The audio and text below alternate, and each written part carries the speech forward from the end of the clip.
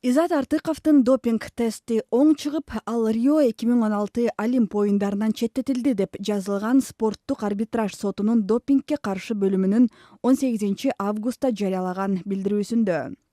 Мындан 2 апта мурдараак Риодо 69 килограммга чейинки салмактагылар арасында күч сынашып, коло медальга ээ болгон кыргызстандык оор атлетчи Изат Артыковдун анализинен стрихнин деп аталган тыюу салынган зат табылганы маалым болду. Артыковдун жеңиши жокко чыгарылып, коло медали кайтарып алынышы керек деп жазылат сот жарыялаган билдирүүдө.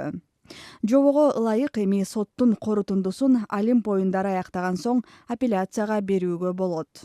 Изат Артыков быйылкы Олимпиадада канынан кызытма табылган алгачкы спортчу болуп калды. Ал жеңген коло медаль Кыргызстандын капчыгындагы ушул күнгө чейинки жалгыз байге.